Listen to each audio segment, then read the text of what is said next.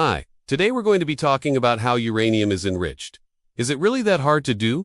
How is it done in practice? Let's find out. We've talked a lot about what nuclear power is and where it comes from, but we have not yet really talked about exactly what kind of uranium is used for nuclear power.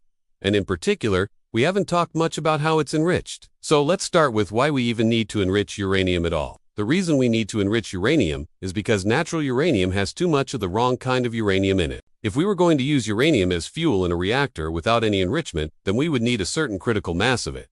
But there's an issue. The critical mass of uranium-235, which is the type of uranium that fissions when we hit it with a neutron, is around 60 kg. However, in nature, uranium is not found as one single element. It is actually a mix of two different elements, uranium-238 and uranium-235.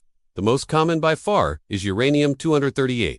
In fact, it makes up more than 99% of all naturally occurring uranium. The tiny amount, around 0.7% of uranium-235, isn't enough to sustain nuclear. So we actually need to increase that percentage to make it into what is called enriched uranium. Enriched uranium can have between 3 and 20% of uranium-235.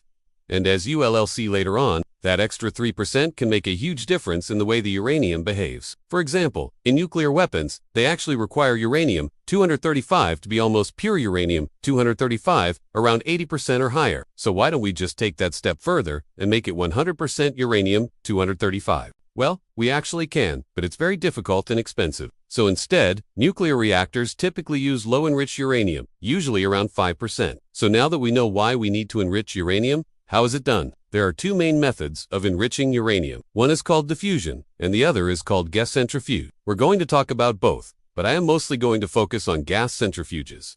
Since the method that is currently used at most nuclear power plants, diffusion works by taking uranium hexafluoride gas and forcing it through a membrane that has small holes in it. This membrane is called a barrier, and it only lets molecules of a certain size pass through. Now, uranium hexafluoride is the compound form of uranium, and remember, the only thing that differs between uranium-238 and uranium-235 is the number of neutrons in the nucleus. So when they form the gas, the two types of uranium will have the same molecular weight and thus the same size. So it seems like this should not work, but here's the catch. The slightly lighter uranium-235 will move a little faster than the heavier uranium-238. And so when we force it through the barriers, although it is a very slight difference, the uranium-235 will diffuse through the barrier slightly faster than the uranium-238.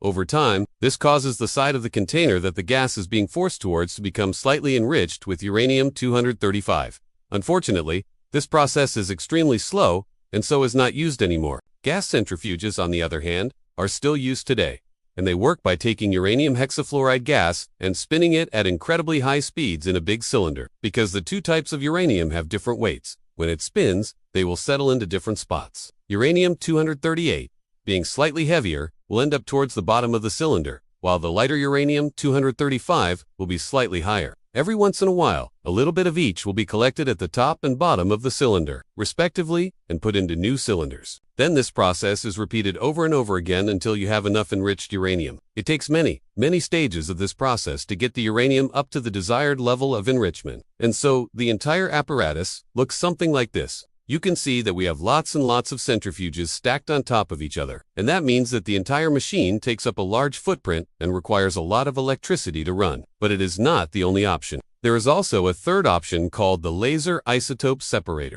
And as the name implies, it uses lasers to separate the two different isotopes. This method is still under development, but it is potentially more efficient than gas. Here's how it works. The laser isotope separator takes uranium hexafluoride gas and vaporizes it. Then it shoots lasers at the uranium. Now, because the two types of uranium absorb light differently, the lasers will cause them to separate. Where they end up depends on exactly what wavelength of light was used, and that is carefully calibrated to ensure that only the uranium-235 absorbs enough light to move to a different location. Once they are separated, they are collected and reassembled into their compound forms, and then the process starts again. Theoretically, this could be done with less energy than the gas centrifuges, but it's not quite there yet. And there are also concerns about the safety of the process due to the lasers. So until these issues are resolved, we're probably going to be sticking with gas. In some cases, nuclear power plants may choose to buy partially enriched uranium from another facility that already did the enrichment process. This can sometimes be a better option than trying to build your own enrichment facility. But if they are buying low-enriched uranium, then they will receive something called natural uranium-235. The reason it is called natural uranium-235 is because they did not use any sort of enrichment process to get it. It's literally the 0.7% of uranium-235 that occurs naturally in nature. The reason they are selling it is because they need to dilute it back down to 0.7% uranium-235 before they can reuse it in another reactor. This is done to prevent the spread of nuclear weapons technology. So when you hear people talking about how countries are trying to prevent Iran from building a nuclear bomb, one of the things they often mention is preventing them from enriching uranium. That is because enriching uranium is a key step in the process of making a nuclear weapon. If they can keep Iran from being able to enrich uranium, then they will not be able to make a nuclear weapon. Of course, there are other methods of acquiring nuclear materials, but that's a topic for another day. Now, as I mentioned earlier, there are two main types of enriched uranium: low-enriched uranium and highly enriched uranium. As we said earlier, low-enriched uranium is used in most nuclear power plants and has between 3 and 20% of the uranium. Highly enriched uranium, on the other hand, is used in nuclear weapons and has around 80 to 90% of the uranium-235. So why do you want to use highly enriched uranium in nuclear power plants?